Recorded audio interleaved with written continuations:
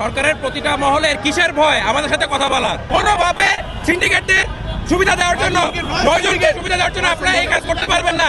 বাংলাদেশের সাধারণ কনজুমারকে 9টা কোম্পানির কাছে জিম্মি করতে পারে না।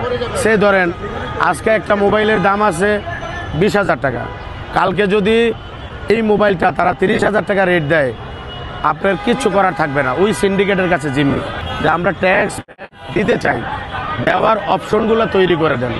বারবার একটা কথাই বলছি, কিন্তু তারা কেন বোধগম্য হচ্ছে না আমরা জানি না। আমরা যেটা জানি যে আমাদের যে ডাক ও টেলি যোগাযোগের দায়িত্বে যিনি আছেন, ওনার এক ঘনিষ্ঠ বন্ধু আছে, যিনি হলো আপনার কি বলে আইটেল, ইন্টেল 3টা কোম্পানির সে একজন মালিক। তার বন্ধুকে খুশি করার জন্য সারা বাংলাদেশকে জিম্মি করতে পারেন না।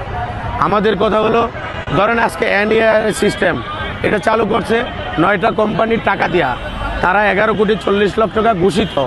এই টাকা দিয়া তারা এনইআর সিস্টেম চালু করছে। বিটিআর এত দন্যদশায় নাই যে তাদের টাকা নাই যে এই এই মানে রাক্ষসদের কাছ থেকে টাকা নিয়ে আপনার এনইআর সিস্টেম চালু করতে হবে।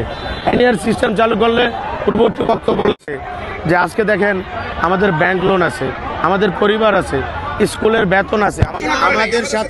আমাদের সাথে কোনো আলোচনা তারা করে না, কিন্তু আমরা নিজেরাই বিটিআরসির কাছে গেছি যে ভাই আমরা আপনাদের সাথে কথা বলতে চাই। এরপরে উনি একটা চিঠি দিচ্ছে শুভঙ্করের ফাঁকি। আমরা বসছি আমাদের কথা শুনেন। একটা গণশুনানির আয়োজন করছিল 19 নভেম্বর। সেখানে তারা একটা ওয়েবসাইটে রেজিস্টার করার জন্য আমাদেরকে একটা ওয়েবসাইট খুলছে। সেখানে মাত্র 2 মিনিট বা 5 মিনিট চালু রাখছে। ওই যে তাদের বন্ধু 9 বন্ধুকে রেজিস্টার করে এরপর তারা গণশুনানি করছে। গণশুনানি কারা? সাধারণ ব্যবসায়ী জনগণকে উপকারে গণশুনানি করে এই আপনাদের সিস্টেম চালু হলে কোনো লাভ হবে না। বাংলাদেশ সারা বিশ্বের কোথাও এই সিস্টেম নাই, একমাত্র পাকিস্তানে ছিল, সেটাও প্রশাসনের জন্য, সেটাও এখন বাদ হয়ে গেছে। অতএব আমরা চাই এই সিস্টেম থেকে আপনারা দূরে সরে যান। সরকারের প্রতিটা মহলের কিসের ভয় আমাদের সাথে কথা বলার? কোনোভাবে সিন্ডিকেটদের সুবিধা দেওয়ার জন্য, নয়জনকে সুবিধা দেওয়ার জন্য আপনারা এই কাজ করতে পারবেন না। আমরা প্রতিটা মহলকে চিঠি দিয়েছি, আমাদের চিঠির কোনো প্রকার জবাব দেওয়া হয় নাই। আমরা শুধুমাত্র চাচ্ছি আমাদের সাথে একটু বসুক, আমাদের সাথে মিটিং করুক।